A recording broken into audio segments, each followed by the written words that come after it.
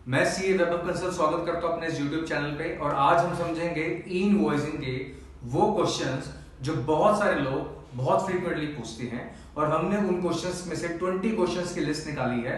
तो आइए देखते हैं उन वीडियोस उन क्वेश्चंस को जो हमारे इस वीडियो के अंदर कवर होने वाले हैं। ठीक है, तो व्हाट इज ई इनवॉइसिंग? सबसे पहले ये बेसिक सा फंडा है जो मैं आपको क्लियर करना चाहता हूं, जो टॉप 20 क्वेश्चंस के अंदर है। स्क्रीन पीछे चलती रहेगी, जो क्वेश्चंस आपको राइटिंग में विद आंसर्स मिलते हुए रहेंगे, तो आप वो भी साथ साथ देख सकते हैं। ठीक है, तो what is this? E invoicing एक सिंपल सा सिस्टम है जिसके अंदर B2B इनवॉइसेस को कैप्चर करने की बात की गई है। जो B2B इनवॉइसेस को कैप्चर किया जाएगा टैक्स पेयर्स के द्वारा, यानी कोई भी B2B इनवॉइस अगर आप इशू करते हो तो आपको ई इनवॉइस जनरेट करना पड़ेगा रादर देन टैक्स इनवॉइस जो आप पहले इशू करते थे। कुछ सब्जेक्ट टू कुछ लिमिट्स है, वो हमारा अगला क्वेश्चन वही है। ठीक है, तो आइए देखते हैं क्वेश्चन क्या है कि ई इनवॉइसिंग पे एप्लीकेबल किस किस पे होता है। देखिए, इनिशियली 1 अक्टूबर 2020 को 500 करोड़ के ऊपर वाले टैक्स पेयर्स के लिए ई इनवॉइसिंग का प्रोविजन एप्लीकेबल हुआ था। उसकी सक्सेस के बाद 1 जनवरी को 100 करोड़ वालों पे हो गया था, और नाउ रिसेंटली लास्ट मंथ ही 1 अप्रैल 2021 से 50 करोड़ से ऊपर टर्नओवर वाले लोगों को ई इनवॉइसिंग मैंडेटरी हो गया था। आई बिलीव इज कि ये जो इनिशियल टारगेट था गवर्नमेंट का 5 CR से ऊपर वाले लोग जिनका टर्नओवर है वो इनवॉइसिंग कवर होंगे, तो वो गवर्नमेंट धीरे धीरे करते करते इसको ले आएगी, होपफुली ईयर एंड पे ले आए उसको। तो लेट्स वेट, इसलिए आपके लिए वीडियो इंपॉर्टेंट है। इवन आपका 50 करोड़ का टर्नओवर नहीं है पर आपका टर्नओवर 5 करोड़ से ऊपर है, तो भी आपके लिए वीडियो बहुत इंपॉर्टेंट बन जाती है। ठीक है, तो अब आगे इनवॉइसिंग स्कीमा क्या होती है। देखिए, सब कुछ यही है दोस्तों, स्कीमा ही सब कुछ है। स्कीमा एक्चुअली एक फाइल है जो IT पर्सन वाले ज्यादा अच्छे समझते हैं। उसमें कुछ फील्ड्स दे रखी हैं, identity fields according as per your tax invoice, कि क्या क्या टैक्स इनवॉइस है। उस फील्ड की जो है उस चीजों के अंदर हमें कुछ मैंडेटरी फील्ड्स को भरना है, वही स्कीमा है। जैसे कि आपको देख सकते हैं इसके अंदर कि आप इसके अंदर देख सकते हैं कि क्या क्या इसके अंदर टैक्स पेयर का GSTN हो गया, हमारा GSTN हो गया, उसका एड्रेस हो गया, मेरा एड्रेस हो गया, कौन कौन सी चीजें ऑप्शनल है, कौन कौन सी चीजें मैंडेटरी है, वो सब इसके अंदर बताई जाती है। बेसिकली एक फंक्शनैलिटी है जिसके अंदर इनवॉइस तैयार होता है।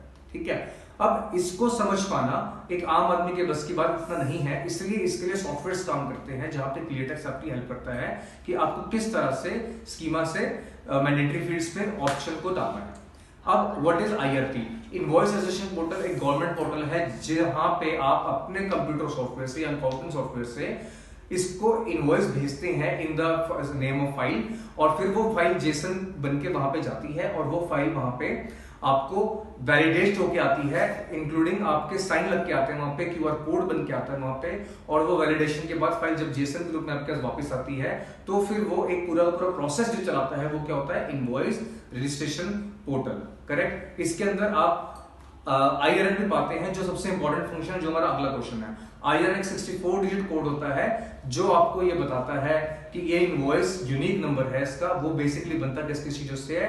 GSTN of the supplier, invoice का नंबर और फाइनेंशियल ईयर, तीन चीजों की इंग्रेडिएंट से बनता है 64 डिजिट का IRN, इनवॉइस रेफरेंस नंबर, जो कि बहुत इंपॉर्टेंट है डॉक्यूमेंटेशन आइडेंटिफिकेशन के लिए, बिकॉज दिस इज यूनिक। जैसे कि आपका एक यूनिक इनवॉइस नंबर होता है, वैसे ही IRN नंबर है जो कि IRP आपको बना के देगा थ्रू दिस प्रोसेस, जो रियल टाइम प्रोसेस है। यानी तुरंत आपका सॉफ्टवेयर बनाएगा आपके लिए फाइल और IRP को देगा, IRP तुरंत उसको वैलिडेट करेगा, सारी चीजें चेक्स करेगा, HSN वेचन सब कुछ चेक करेगा, और फिर अगर कोई एरर होगी तो आपको दे देगा, अगर क्लीन होगा तो वैलिडेट करके साइन करके QR कोड बना के आपको वापस थ्रो बैक करेगा JSON के रूप में। ठीक है, this is the process of IRP and IRN together. Now invoice generate करने से पहले किन किन बातों का आपको ध्यान रखना है? ठीक है, the person generating an invoice should be registered on the GST portal. आप GST पोर्टल पर रजिस्टर हो गई होगी, ऑब्वियसली बात है। As well as e invoice portal पे भी आपको रजिस्टर होना पड़ेगा, या फिर ई-वे बिल पोर्टल पे भी। तो ऑब्वियसली ई-वे बिल पोर्टल पे भी और इनवॉइस पोर्टल दोनों पे रजिस्ट्रेशन ले लीजिएगा। इसके अलावा आपके पास वैलिड डॉक्यूमेंट होना चाहिए जिसके लिए आप इनवॉइस क्रिएट कर रहे हो, यानी tax invoice, debit note, credit note, export invoice, जिन जिन चीजों पे इनवॉइस एप्लीकेबल है, यानी डिलीवरी चालान्स पे नहीं है, बिल ऑफ सप्लाई पे नहीं है, इन पे नहीं है। करेक्ट, अब आपको बल्क में जनरेट करना है। If the tax payer is generating invoice in bulk, he should have a valid JSON file as per the invoice schema। Schema के हिसाब से बनी हुई JSON फाइल होनी चाहिए। JSON फाइल वही फाइल है जब आप GSTR 1 ऑफलाइन भरते हैं वहां पे काम आती है। और should have integrated his IRP system with the APIs। या तो आपके पास ऐसी वैलिडेट फाइल होनी चाहिए, या फिर आपका counting software let's say tally busy वो किसी एपीआई के थ्रू कनेक्ट होगा जो ये काम आपके लिए करेगा इजीली। जहां पे क्लियर टेक्स्ट आपकी हेल्प करता है वो एक एपीआई है और वो आपके अकाउंटिंग सॉफ्टवेयर को अपने अंदर इंटीग्रेट करके आपकी इस तरह की चीजों की हेल्प करता है। ठीक है, now come to question number 7। अब क्या क्या मेथड है इनवॉइस जनरेट करने के, यानी किन किन तरीकों से आप इनवॉइस जनरेट कर सकते हो। देखो दो तरीके तो ऐसे हैं जहां पे आप खुद कर सकते हो और एक तरीका ऐसा है जहां पे एपीएस के थ्रू कर सकते हो। जहां पे आप खुद कर सकते हो वो है फर्स्ट और थर्ड डायरेक्ट इंटीग्रेशन ईआरपी का इनवॉइस पोर्टल से, यानी आपका टैली, आपका बिजी, आपका एसएपी, आपका ओरेकल सीधा आईआरपी पोर्टल से कनेक्ट होगा। आप ही फाइल भेजेंगे, वही वैलिडेट करके आएगी और सारा काम आपको करना पड़ेगा। पॉइंट नंबर 3 ऑफलाइन टूल, जहां पे आपको खासकर बल्क में जनरेट करना है वहां पे आपको ऑफलाइन टूल तैयार करना पड़ेगा। वो टूल आप आईआरपी को भेजेंगे, फिर वो वैलिडेट करेगा, वापस देगा। This all real time basis पे। सेकेंड ऑप्शन जो है आपका एपीआई के थ्रू होगा, एप्लीकेशन सर्विस प्रोवाइडर और जीएसपी जीएसटी सुविधा provider. These would be help in your generating of invoice. ये आपकी हेल्प करेंगे इनवॉइस जनरेट करने में इजीली, ताकि आपका ध्यान अपने कोर बिजनेस पे रादर देन इनवॉइस। तो क्लियर टेक्स्ट यहाँ पे आपकी बहुत हेल्प कर सकता है। ठीक है, पॉइंट नंबर 8 इनवॉइस इंडिया में क्यों इंट्रोड्यूस हुआ। देखो इसके पीछे बहुत सारे लॉजिक्स हैं। जो main logic what I understand is कि इंडिया के अंदर काफी सारे फेक इनवॉइसेस के केसेस आ रहे हैं सामने। इसको कम करने के लिए इनवॉइस का लाना बहुत जरूरी है, तो इसलिए इसको हर बिजनेस लेवल पे होना चाहिए। और दूसरी बात, इससे काफी सहूलियत भी है, टाइम बचता है, ई-वे बिल अपने आप जनरेट होता है, आपका GS7 ऑटोमेटिक बन जाती है, एरर के चांसेस कम हो जाते हैं, HSN लेवल्स पे भी चीजें ठीक हो जाती हैं, repetition of duplication of invoice होता है वो ठीक हो जाता है। तो काफी सारे फायदे इसके अंदर हैं जो कि हमने इसके अंदर ऑलरेडी प्लेस किया हुआ है। क्वेश्चन नंबर 9 कि कौन कौन से डॉक्यूमेंट कवर है B2B इनवॉइस के अंदर। Tax invoice, debit note, credit note, export invoices, these are covered. क्या कवर नहीं है, बिल ऑफ सप्लाई और आपके डिलीवरी चालान, इस तरह की चीजें कवर नहीं है। बेसिक चीजें ये। क्या आयरन जनरेट करना मैंडेटरी है? जी हाँ दोस्तों, एज पर रूल 48 अगर आपके ऊपर इनवॉइस का प्रोविजन एप्लीकेबल है तो आपका टैक्स इनवॉइस वैलिड नहीं होगा जब तक वो इनवॉइस ना बन जाए। यानी टैक्स इनवॉइस रूल 46 वाला आपके लिए कैंसिल है। आप इनवॉइस को ही वैलिड इनवॉइस मानेंगे और valid invoice must contain IRN that is 64 digit, जो हमने ऊपर के क्वेश्चंस में इसको समझ लिया था। तो आप ये समझ लीजिए कि अगर आपका 50 करोड़ से ऊपर का टर्नओवर है तो आपका हर एक tax invoice, debit, credit note, export invoice must contain IRN, otherwise वो इनवैलिड इनवॉइस है और आपको सेक्शन 122 और 125 की पेनल्टीज लग सकती है, जो हमने अपनी लास्ट वीडियो में डिस्कस करी हुई थी। ठीक है, अब क्या आयरन बल्क में जनरेट हो सकता है? देखिए दोस्तों, आयरन बल्क में जनरेट बड़े आराम से हो सकता है, लेकिन उस आराम को आराम बनाने के लिए क्लियर टेक्स्ट आपकी हेल्प करता है। क्योंकि जनरली आप जिस स्कीमा में काम करेंगे अपने आप से, उस स्कीमा में आप बल्क इनवॉइस जनरेट इतनी आसानी से नहीं कर पाएंगे। इसीलिए आपको क्लियर टेक्स्ट की मदद लेनी चाहिए। और मेरे हिसाब से आप एक बार एक डेमो लेके देख लीजिए कि कैसे बल्क इनवॉइस जनरेट होते हैं। Up to 1 lakh bulk invoices भी जनरेट करता है क्लियर टेक्स्ट सॉफ्टवेयर, यानी जिसका बहुत ज्यादा बिजनेस और रैंडमली बहुत सारे इनवॉइस क्रिएट होते हैं। तो इसीलिए आप उसको डेमो लेके देख सकते हैं। कैन इनवॉइस भी अमेंडेड और कैंसल? जैसा मैंने आपको बताया था अपनी लास्ट वीडियोस के अंदर भी शायद, कि इनवॉइस देखो कैंसल सिर्फ हो सकता है 24 आवर्स के अंदर। देखो जैसे आप देख पा रहे होंगे कि इनवॉइस सिर्फ 24 आवर्स के अंदर कैंसिल हो सकता है, अमेंड नहीं हो सकता है। अमेंडमेंट का बेस्ट तरीका क्या है? जैसे आपने इनवॉइस बना दिया, वो आपके GS7 में हिट कर जाएगा। GS7 में जब वो हिट करेगा तो आप उसको अमेंडमेंट ऑफ GST और B2B के अंदर अपने रिटर्न के अंदर ठीक कर सकते हैं, अगर आपको लग रहा है कुछ गड़बड़ हो गई तो। ठीक है, तो वो ऑटोमेटिक आपके वेंडर के 2A में जैसा हिट करेगा वो अमेंडमेंट के बाद हिट करेगा। लेकिन अगर आपको कैंसिल करना है तो 24 घंटे में करना है। इसके बाद IRP उसको कैंसिल करने का मौका नहीं देता है, फिर आपको उसके अगेंस्ट एक क्रेडिट नोट रेज करना पड़ेगा, जिसके लिए भी आपको इनवॉइस करना पड़ेगा। ठीक है, तो तरीका है, आसान है, मुश्किल नहीं है। क्रेडिट नोट रिलीज करना भी, दोनों चीजों के लिए ही आपको इनवॉइस जनरेट करना पड़ेगा। अगर आप 24 आवर के अंदर कैंसिल कर देते हैं तो कोई दिक्कत नहीं है। ठीक है, अब यहां पे इनवॉइसिंग का काम आता है, वो एक स्मार्ट वैलिडेशन देता है आपके डेटा की, एरर्स फ्री डेटा देता है, ताकि आपको कैंसिलेशन और अमेंडमेंट्स की दिक्कत ही ना आए। बंदा कैंसिल क्यों करता है इनवॉइसेस? जनरली कुछ गलती हो जाती है, तो वो गलती आपकी क्लियर टेक्स्ट होने से बचा देगा। अगर आपका वेंडर से ही ऑर्डर कैंसिल हो गया, that's a different matter, but generally वो गलती कौन बता सकता है? क्लियरटेक्स बता सकता है। कौन सी गलतियां? जो क्लरिकल मिस्टेक है, HSN गलत हो गए, डेट गलत हो गई, इनवॉइस नंबर रिपीट हो गया, जो आपका basic invoice number not IRN, वो रिपीट नहीं हो सकता, वो तो IRN दे रहा है आपको।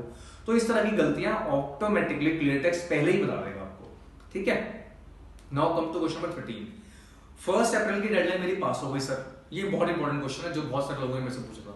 Maximum numbers of the question asked this question कि 1 अप्रैल की डेडलाइन मेरी पास हो गई है, क्या करूं? मैंने अब तक इनवॉइस नहीं बनाया। दोस्तों सबसे पहले मैं बता दूं, अगर आप इनवॉइस नहीं बनाते हो तो आप सेक्शन 125 के अंदर जाते हो, यानी आपके अंदर आपने इनवॉइस गलत नहीं बनाया। यहां पे 25,000 रुपए तक की पेनल्टी है। अगर आप इनवॉइस गलत बनाते हो तो आप सेक्शन 122 की पेनल्टी में ट्रैक करोगे, जहां पे 10,000 रुपए तक या फिर tax whichever is higher की मैक्सिमम पेनल्टी है। नाउ आज मैं बैठा हूं 1 मई पे, मैंने 1 अप्रैल से लेकर अब तक पूरे महीने में 10 इनवॉइस रेज करे, एक भी इनवॉइस नहीं बनाया क्योंकि मैं अवेयर ही नहीं था इस बात से और मुझे इसकी जानकारी नहीं थी। तो मैं क्या करूं सर? तो व्हाट आई अंडरस्टैंड इज कि आपने इनवॉइस तो काटा पर इनवॉइस नहीं काटा, पर एज पर रूल 48 आपको इनवॉइस काटना मैंडेटरी था। तो ना काटने की पेनल्टी 125 और गलत काटने की 122। तो एज पर माय अंडरस्टैंडिंग आप जितने भी टैक्स इनवॉइस है उसको काट के क्रेडिट नोट रेज करिए, अपने रिटर्न्स में डालिए उसको और 1 मई से पुरानी इनवॉइस जनरेट करके भेजिए, ठीक है। तो जिससे कि आपकी जो पेनल्टीज है वो मिनिमम हो जाएंगी, इंटरेस्ट वगैरह कुछ मिनिमाइज हो जाएगा आपका, ठीक है। इसके अलावा और क्या बोलता है कि क्या आर्चीविंग फैसिलिटी है IRP? आर्चीविंग फैसिलिटी का मतलब बेसिकली होता है स्टोरेज फैसिलिटी। IRP आपके इनवॉइस को रियल टाइम बेसिस पे ही ट्रैक करता है और वापस भेज देता है और 24 आवर्स के बाद IRP अपने यहां से डेटा रब कर देता है, तभी तो कैंसलेशन भी 24 आवर्स तक हो सकता है, बियॉन्ड 24 आवर नहीं हो सकता। तो अब GST लॉस के अंदर आपको 8 इयर्स तक अपने डेटा को संभाल कर रखना पड़ता है। तो ऐसे में आप कितना स्टोरेज करेंगे अपने लैपटॉप्स के अंदर, कंप्यूटर्स के अंदर? इसीलिए क्लियरटेक्स आपको 8 सालों की स्टोरेज यानी आर्चिविंग फैसिलिटी देता है। 8 साल, पिछले 8 साल के कोई भी इनवॉइस जब मर्जी आप क्लियरटेक्स सॉफ्टवेयर से ट्रैक कर सकते हैं, कोई दिक्कत नहीं आएगी, ठीक है। नाउ क्या IRP इनवॉइस जनरेट और वैलिडेट करने के बाद आपके क्लाइंट्स को PDF में भेज देगा? अगर आप मेल एड्रेस डाल दोगे तो the answer is no. IRP government portal है, वो आपके लिए ये वाले काम नहीं करेगा, वो तो आपको ही एक JSON फाइल बना के दे देगा। आपको वो फाइल को PDF में कन्वर्ट करके अपने वेंडर्स को देना होगा। अब आप यहाँ पे वेंडर्स को तुरंत देना चाहते हो, जैसे जनरेट हो जाता है, उसके लिए क्लियरटेक्स सॉफ्टवेयर आपकी हेल्प कर सकता है और वो ये बोलता है कि अगर आपने ईमेल एड्रेसेस अपडेट कर दिए होंगे और कमांड दे दी होगी तो वो तुरंत ही जैसे ही आएगा वैलिडेट होकर IRP से हमारा इनवॉइस, वैसे ही वो आपको भी दे देगा और उनको भी दे देगा, तो ताकि आपका टाइम बच जाएगा, ठीक है। तो this facility is only provided by APIs, जो क्लियरटेक्स आपका बहुत ज्यादा हेल्प कर सकता है। Will non-tax invoice document subject to IRN? The answer is no. Delivery channel and bill of supply पे IRN जनरेट करने की जरूरत नहीं है as per the law। IRN ISD invoices पे करना होता है, तो आंसर इज नो, क्योंकि ISD सिर्फ ISD डॉक्यूमेंट एक क्रेडिट ट्रांसफर डॉक्यूमेंट है, it is not a tax invoice, तो आपको इस पे भी IRN जनरेट करने की कोशिश नहीं है। What is ISD? Input service distributor, जिनका रजिस्ट्रेशन 2 या 2 से अधिक ब्रांचेस में है इंडिया की, उनको ISD रजिस्ट्रेशन देना कब और क्यों मैंडेटरी है वो मैंने एक वीडियो बनाई हुई है, मेरे चैनल पे जरूर देखिएगा, ठीक है।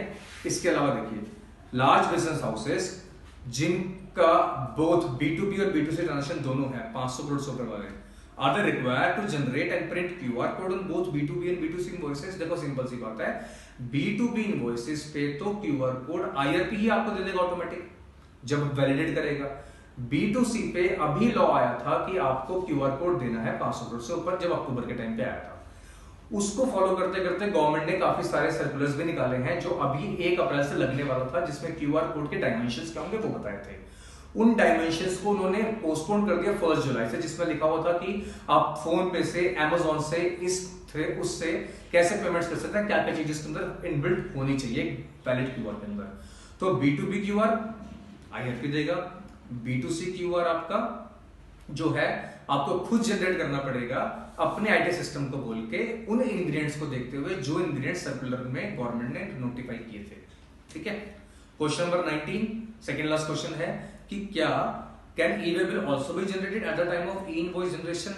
Yes, when a tax payer submit a request to IRN, जब आईआरएन को देता है रिक्वेस्ट, यानी आईआरपी पोर्टल को देता है और आईआरएन जनरेट होता है, तो पार्ट ए वहीं की वहीं फिल हो जाता है ई वे बिल का। यही तो ऑटोमेशन है, यही एक कारण है कि ई इनवॉइसिंग लॉन्च किया गया। Now come to part B. Part B में आप ये डाल सकते हो कि आपका डिस्टेंस कितना है, ठीक है, मैंडेटरी फील्ड वगैरह ये डाल सकते हो, और आप चाहो तो बाकी डिटेल्स भी डाल सकते हो, लेकिन आपको अभी नहीं पता कि कौन सी लॉरी कौन से ट्रक में जाएगा, तो इसलिए आप उसको छोड़ सकते हो और ई वे बिल के टाइम पे उसको बाद में भर सकते हो। यानी कहने का मतलब ये है कि ई इनवॉइस के साथ ई वे बिल ऑटोमेटिक जनरेट हो जाता है। और क्लियर टैक्स इसमें आपको और जल्दी और ज्यादा हेल्प कर सकता है, और वो आपको एक रिकंसिडरेशन भी बना कर देता है, जहां पे क्लियर टैक्स ये बताता है आपको कि इस महीने में आपने इतने ई इनवॉइस जनरेट करे और इतने ई वे बिल जनरेट करे। ये लेट्स से आपने 10 इनवॉइस जनरेट करे तो 10 ही ई वे बिल होने चाहिए जनरली, अगर लिमिट ऊपर है ई वे बिल की तो वो आपको मैच करके देगा, कौन से में नहीं हुआ वो भी बताएगा आपको। तो ये रिकंसिडरेशन फैसिलिटीज बहुत अच्छी है, कन्वीनियंट है, इसलिए आपको इसका भी एक डेमो लेना चाहिए। जब भी आप डेमो लोगे तो आपको लिंक डिस्क्रिप्शन बॉक्स में मिल जाएगा, वो जरूर देखना। अच्छा, इसके बाद since the GST returns get auto populated, automatic returns बनती है इनवॉइस के बाद, क्या हमें अपने डेटा वेरीफाई करना चाहिए?